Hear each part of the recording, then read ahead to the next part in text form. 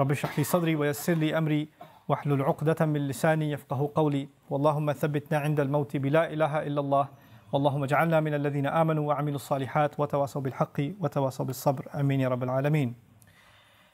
Ramadan is getting closer and closer, and as it approaches, you get reminders about how we have to engage in more acts of worship and get closer to Allah and reconnect with the Quran. And I wanted to take a few steps back from that and deal with something very, very fundamental and basic that I think I need to hear for myself, and I think all of us can benefit from, inshallah ta'ala. One of the most fundamental relationships we have with Allah is that of asking Him things. We need His help. We need His help in our matters of religion. We need His help in our guidance, in committing to the right way, staying away from evil, of getting forgiveness. We need His help in spiritual matters, for our iman. But we need His help for everything else in life too. We need His help for our family matters. We need His help for our health issues. We need His help for our financial issues. Many of you are stuck in impossible situations that nobody else understands. The only one who understands is you and Allah. You even try to explain it to somebody else, they don't get it. They don't understand it. Only Allah can know what it is that you're going through and the trouble that it's causing you. And so all of us are in one state or another in some kind of difficulty. Allah Himself describes the reality of human beings. لَقَدْ خَلَقْنَا الْإِنسَانَ فِي كَبَدٍ. We created the human being in exhaustive labor. Either you're mentally exhausted, emotionally exhausted, materially exhausted, workplace exhaustion. You're physically exhausted, tormented. Your health is exhausted. Your age is exhausted. Your wits, you have a problem, you can't find it. You tried this solution, this solution, this solution. No solution is working. Your creativity is exhausted. We're constantly in a state of kabad. We're stuck in one place or another or another. This is what preoccupies much of our mind. A lot of the time, you have to force yourself to think positive. Because if you don't force yourself to think positive and you're just driving around or you have a few moments to yourself, all your mind runs in your head is all the negative things that are happening. Every problem that needs solving, everything that hasn't been done yet that needs to get done. This is what we are preoccupied with. And of course, part of our relationship with Allah is we want to be able to ask Him to solve our problems, to ask Him for the things that we need, that we want from Him. What I wanted to start with today is actually one of the most important secret ingredients that you and I need to be able to ask Allah successfully whatever we want. And we all have things we want. And those are secrets between us and Allah. But if you're really going to be able to ask in a way that you're truly hopeful that Allah Azza wa Jal will respond to what you're asking for, there are some things that have to be in place. And one of the most important things that the Quran keeps highlighting that has to be in place is that you and I have to ask Allah to forgive us first. You have to ask Him to forgive us first. Before you ask Him anything else that you want or I want, we need to be able to genuinely ask Allah to forgive us. And I'm saying today, people ask, which dua can I make for forgiveness? Or what are the best words I can say for this dua? Or people have duas for separate occasions. So when a woman is expecting, she'll email me or she'll come up to me and say, look, I'm going to have a baby, which dua can I make right now?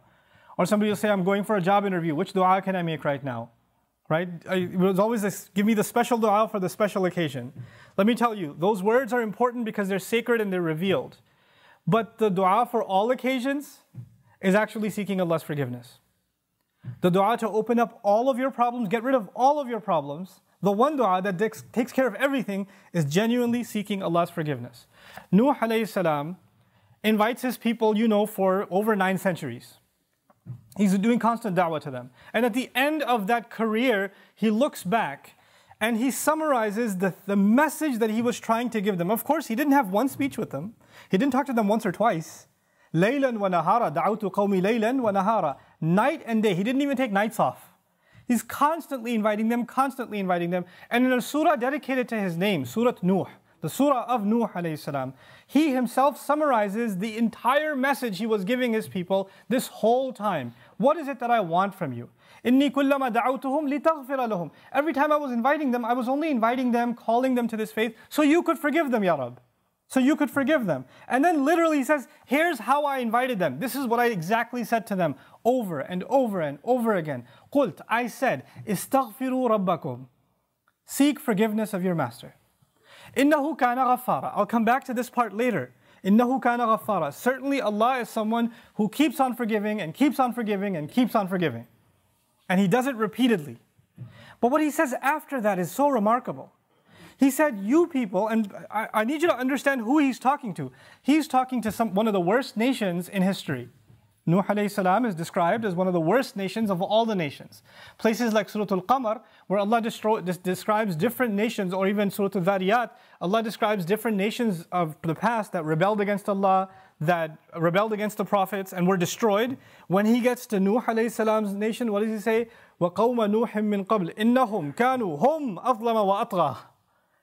The nation of Nuh from much before, they certainly were more wrongdoing and more rebellious than everyone else. Like, he has the worst condemnation of the people of Nuh. It makes sense. They had a messenger not for one generation like every other prophet. They had a prophet 3 generations, 4 generations every century. Every 2 decades there's a new generation of kids that have grown up. And he's seen that century after century after century after century. He's seen 40, 50 generations of people. And they've all rejected him. And he's making the same invitation to all of them. So the reason I brought this up is for a purpose. He's talking to very, very bad people. He's talking to the worst of the worst. What offer does he make to them? He says, "Istaghfiru rabbakum." Seek forgiveness of your master. Innahu kana ghaffara. He keeps on forgiving over and over and over again. You guys have been messing up over and over again. Allah keeps forgiving over and over again. But his offer doesn't stop there. He says, "Yursilis samaa alaykum midrara." Yursili. It's actually jawab al-amr here. What that means is, if you seek his forgiveness, then Allah will open up the sky for you and it'll start pouring on you. Now that could be a reference to rain. That could be a reference to rain. And ironically, it's not a reference that you will get flooded. They did get flooded, right? They did get flooded, but Allah is talking about a different kind of rain now. If you seek forgiveness, that same rain that destroyed them will be the rain that brings them life. They didn't pray for rain. They didn't ask for rain. And Allah just asked them to make dua to be forgiven. But if you asked dua to be forgiven, the sky will open up and start pouring. Now Allah did not say water will pour. Allah did not say water will pour. He said the sky will pour, because the sky has a lot more than water. The sky has forgiveness that comes from the sky. The sky has peace, tranquility, faith, your provision, the solution to your problems. They come from the sky. He will open the floodgates, and everything held from the treasures of Allah that you haven't been getting because you haven't been seeking forgiveness is going to open up. Just ask for forgiveness. You're asking to solve problem A, problem B, problem C. There are problems you don't even know you have. Allah knows that you have them. If you and I just became genuine people of seeking forgiveness, then those problems would start getting solved by divine intervention. يُرْسِلِ السَّمَاءَ عَلَيْكُمْ مِدْرَارًا. And that's not even enough. You're asking forgiveness for who? Yourself. Istaghfiru rabbakum is seek forgiveness for yourself. He says, وَيُمْدِدْكُمْ بِأَمْوَالٍ وَبَنِينَ. And He will extend you by giving you money and giving you children.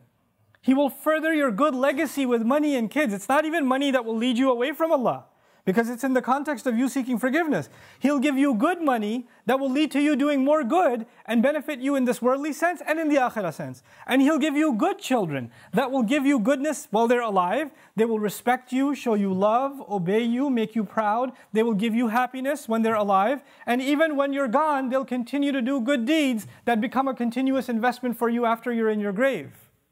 Allah will give you all of these things. By the way, this is the same 2 words. Money and children. Later on, وَإِنَّهُمْ عَصَوْنِي وَاتَّبَعُوا مَنْ لَمْ يَزِدْهُ مَالُهُ وَوَلَدُهُ إِلَّا خَسَارًا. They disobeyed me, and they only follow the people whose money and his kids do nothing but cause them more loss. Money and kids are a means of loss. But when money and kids come from Allah, after you seek forgiveness, they become gain. See, it's the same money and kids. It's the same money and kids. The only difference is now they have the blessing of Allah's forgiveness on top of them. It's like they were contaminated until Allah purified them with His forgiveness. Istaghfiru rabbakum. And look, seek Allah's forgiveness. What doesn't open up? The sky opens up in ways you can't imagine. Guidance opens up for you. Understanding opens up to you. Your personal internal problems start going away. You know, anger, for example. Anger is a very hard thing to get rid of. Some people live a miserable life because they can't get rid of their anger.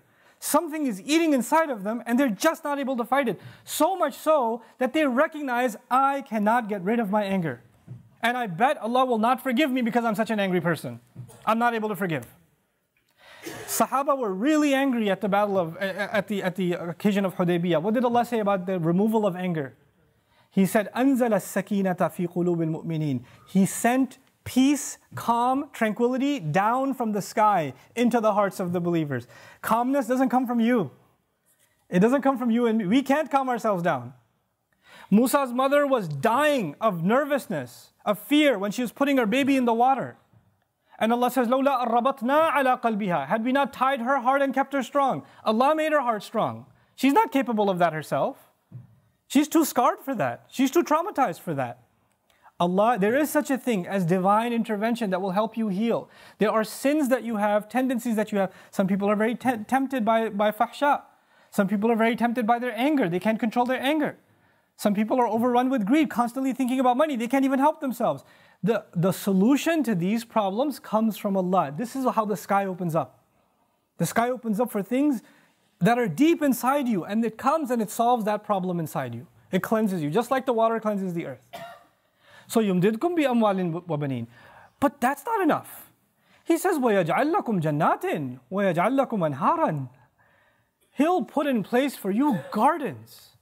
He'll make rivers flow for you. This is Allah's way of saying, what will I not give you if you just ask for forgiveness? You and I think when we ask for forgiveness, the only thing we're getting is forgiveness.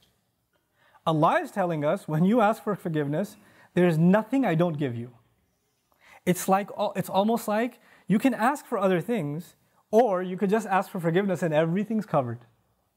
Everything's included. What's left? Money, children, the sky's opened up for all of your problems, gardens, rivers, all of it's ready to go.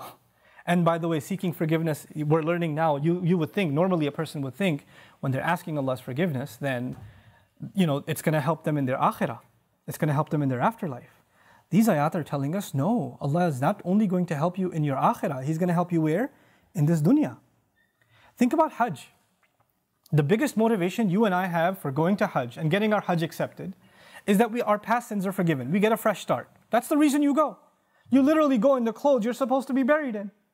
Even in Hajj itself, when we're going to make the march, ثُمَّ أَفِيضُوا مِنْ حَيْثُ أَفَاضَ النَّاسِ وَاسْتَغْفِرُوا اللَّهِ. Go where people go, follow the people, follow the crowd, and seek Allah's forgiveness. Pour in and seek Allah's forgiveness. The essence of Hajj is seeking forgiveness. That's the purpose of it. That's the fundamental goal of it. And even in that, at the occasion of Hajj, what do we ask Allah? رَبَّنَا آتِنَا فِي الدُّنْيَا حَسَنَةً وَفِي الْآخِرَةِ حَسَنَةً. Every tawaf. Same dua, the dua from Quran that describes what you should do at Hajj. وَمِنْهُمْ مَنْ يَقُولُ رَبَّنَا آتِنَا فِي الدُّنْيا وَفِي الْآخِرَةِ رَبَّنَا آتِنَا فِي الدُّنْيا حَسَنَةً وَفِي الْآخِرَةِ حَسَنَةً وَقِنَا عَذَابَ النَّارِ. Give us good in this life and the next life. In other words, give us the kind of good in this life that guarantees the good of the next life. There is such a thing. And you can get all of it when you and I are genuinely seeking forgiveness. Now, I've taken this much portion of the khutbah just to highlight the benefit, the purpose of you and I seeking forgiveness. But we still haven't gotten to how do you do it? Like, what do you do when you seek forgiveness? There's the artificial kind of seeking forgiveness, astaghfirullah, astaghfirullah, astaghfirullah, astaghfirullah, astaghfirullah, which for some people is so artificial, like Ali radiallahu anhu saw somebody doing it and said to him, your istighfar needs istighfar. Right? So, because it's just rolling off your tongue. I want to tell you there are some things that keep you and me from seeking Allah's forgiveness. It has to do with expectation. Some people deep in their mind have internalized that I have done way too much messed up stuff. Allah probably doesn't like me very much. Some people even go as far as to say, I've heard them say, Allah hates me. Allah hates me. Allah doesn't like me. Allah is angry with me. I've done a lot of bad things. Allah told me, I knew Allah doesn't want me to do this, and I did it anyway, and I did it over and over and over again. So I'm basically off of Allah's good books. My prayers don't mean it. And when people internalize that, you know what they do? I'm a bad person. Could you make dua for me? Because I'm disqualified already. So you need to make dua for me. Because I'm hoping at least Allah will listen to you. Maybe I have a chance. Because there's no way He's going to listen to me. You seem to have a much better connection with Allah than I do. Let me take you back, short reminder. Who was the offer made to by Nuh alayhi salam? Did Nuh alayhi salam make this offer to people that spend their entire night in the masjid and go to Hajj every year and fast and do? Nuh alayhi salam was making this offer to one of the most rebellious nations on earth. Continuously rebellious. And he said, if you can just come ask forgiveness, not only will Allah give you forgiveness, He'll open up the world for you. In other words, you don't get to write yourself off. You don't get to say about yourself, I'm too far gone. Seeking forgiveness is not for you, maybe for somebody else, but I'm a lost case. I'm a terminal case. I'm beyond hope. I'm already done for. If anything, my mom will make dua for me, or this one will make dua for me. And this is where shaitan comes. Shaitan uses that. When shaitan, he takes advantage of the hopelessness of people, and that's one of the doors to shirk. You know that? One of the doors to shirk. Why? Because then religions come, false religions come that say, you're too messed up, let Jesus forgive you.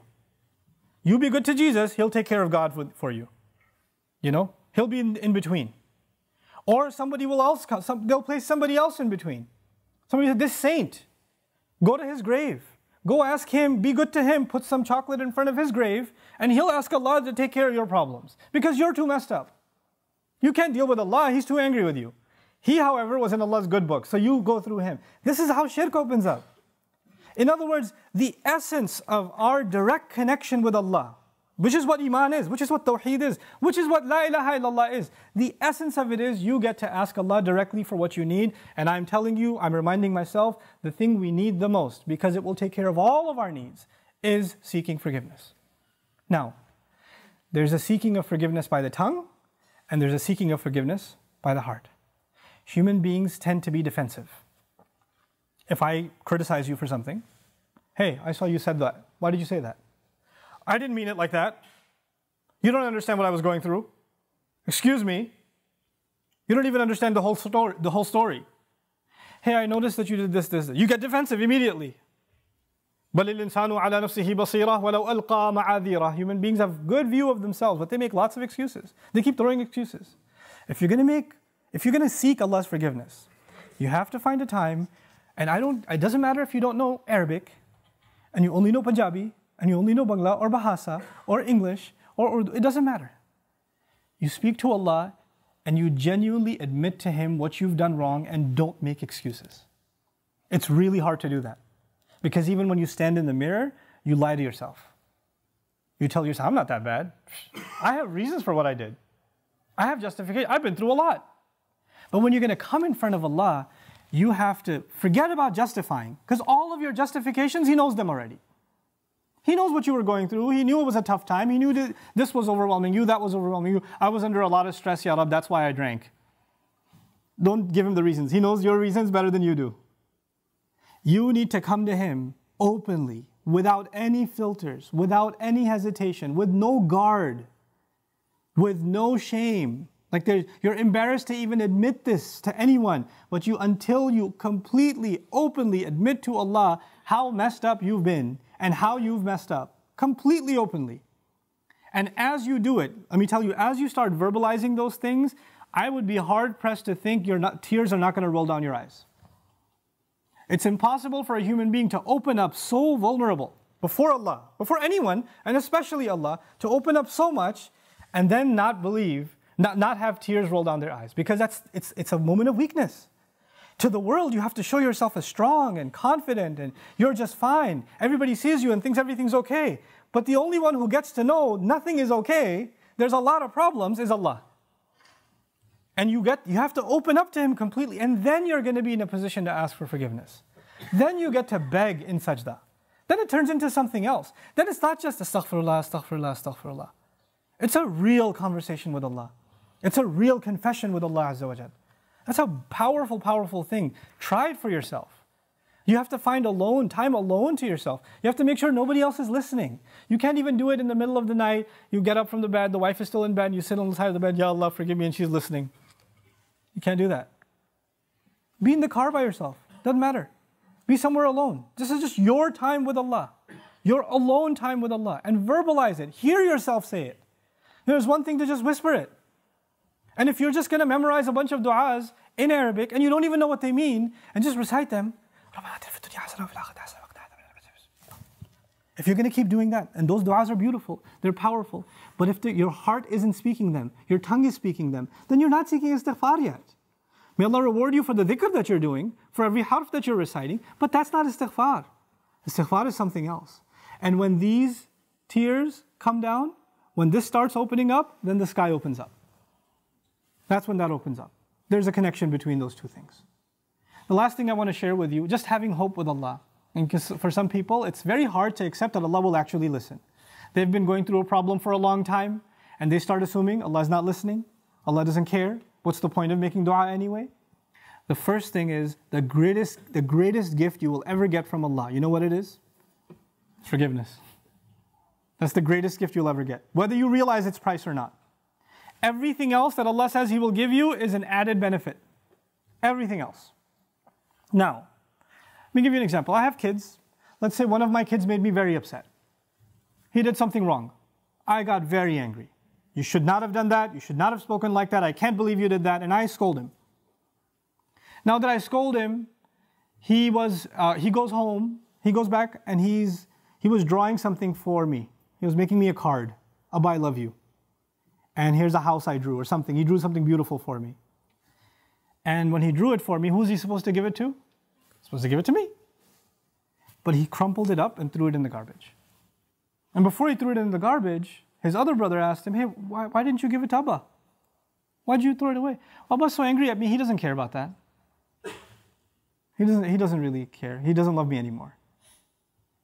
If I knew that he felt that way, what would I do? Yeah, that's right, you better throw it away. No, I'd be in tears. How did you think I don't love you anymore? Yeah, you messed up. Yeah, you did something bad. But you're my baby. You can mess up 1,000,000 times, I'll still love you. Even if I'm angry, I still love you. Give me that paper. Why wouldn't I? I'll frame that paper. Forget putting it on the fridge. I'll put it behind the glass. I'll take it out of the garbage. I'll cherish it forever. Why? Because I love my child despite their mistakes. Even when they make me upset. That's just me and my child. I'm not talking about me and my child. I'm talking about me and Allah. I mess up with Allah. I make mistakes. Allah doesn't even scold me. He didn't strike lightning from the sky. He didn't push me into hell. He didn't make my heart stop beating. Every time I lied, I didn't develop an inability to speak. Every time I ate something haram, my hand didn't become paralyzed. It didn't happen. Every time I looked at something haram, I didn't go blind. He still kept giving. He still kept providing. And I started thinking, well, Allah doesn't really love me anymore. We used to be good, but now that I'm bad, the love is gone. So what's even the point of making dua to Allah? Nobody will love you like Allah does. Every ounce of love I have for my child, every ounce of love you have for your child or you have for your parents, that love is only a fraction of something Allah put in you. You're not capable of loving anyone. The love we have is actually revealed from Allah. It's a gift from Allah. And if that's a little fraction of the love between two of Allah's creations, we can't imagine the love Allah has for us. Don't let anybody tell you otherwise. The only one who believes Allah hates him and that's it, their story's over, is shaitan. He believes it. There's no reason for him to ask for forgiveness because he's a lost cause. He's accepted that about himself. If you accept that about yourself, whose footsteps are you following? Think about that. If Adam alayhi salam was in Jannah, you couldn't have a better home than Jannah, and he made a mistake. And Allah Azza wa Jal put him on the earth. If he starts believing, I have been given such a huge demotion, Allah is so upset with me, He brought me all the way to the earth, how can I ever speak to Allah again? After I've disappointed Him so much. One of the first things, Allah taught him what to do. How to fix his heart. رَبَّنَا ظَلَمْنَا أَنفُسَنَا وَإِن لَمْ تَغْفِرْ لَنَا وَتَرْحَمْنَا لَنَكُونَنَّ مِنَ الْخَاسِرِينَ. You could be in a really good place and you fell to a really bad place. Compared to Jannah, dunya is nothing. He went from Jannah to dunya. And as far down as he came, he's still just as close to Allah. Just those words are enough to connect him to Allah. Don't give up on dua. Make this coming month, even from now, preparation, how you're going to make genuine dua to Allah. Know that Allah will listen to every one of your du'as. Ujibu da'wat ad-da'i idha da'an is an announcement of Ramadan. I immediately respond to the one who calls on me whenever they call on me. And that's the promise of Allah. And the number one dua you make, number one dua I make is going to be for forgiveness. May Allah Azza wa Jal make us a people of genuine forgiveness. May Allah Azza wa Jal make our hearts feel the desire, the earnest desire to seek His forgiveness. May Allah Azza wa Jal bless our hearts to move our eyes to tears. And may Allah Azza wa Jal open up the doors of His rizq and His solutions to all of us that seek His genuine forgiveness. One last thing I'm reminded of, I know I'm over my time. Allah says about nations that He won't destroy. You know, there are nations that deserve to be destroyed, and Allah wouldn't destroy them. You know why? Because among them there are people who still seek forgiveness. Just because there are some people who still seek forgiveness, Allah wouldn't destroy some people, the entire nation. Become people of istighfar. May Allah protect all of us. Barakallahu li wa lakum. Assalamu alaikum wa rahmatullahi wa barakatuh. الحمد لله وكفى والصلاة والسلام على عباده الذين اصطفى خصوصا على أفضلهم وخاتم النبيين محمد الأمين وعلى آله وصحبه أجمعين. قال الله عز وجل في كتابه الكريم بعد أن أقول أعوذ بالله من الشيطان الرجيم إن الله وملائكته يصلون على النبي يا أيها الذين آمنوا صلوا عليه وسلموا تسليما اللهم صل على محمد وعلى آل محمد كما صليت على إبراهيم وعلى آل إبراهيم في العالمين إنك حميد مجيد اللهم بارك على محمد وعلى آل محمد كما باركت على إبراهيم وعلى آل إبراهيم في العالمين إنك حميد مجيد. عباد الله رحمكم الله اتقوا الله إن الله يأمر بالعدل والإحسان وإيتاء ذي القربى وينهى عن الفحشاء والمنكر ولذكر الله أكبر والله يعلم ما تصنعون. أقم الصلاة إن الصلاة كانت على المؤمنين كتابا موقوتا.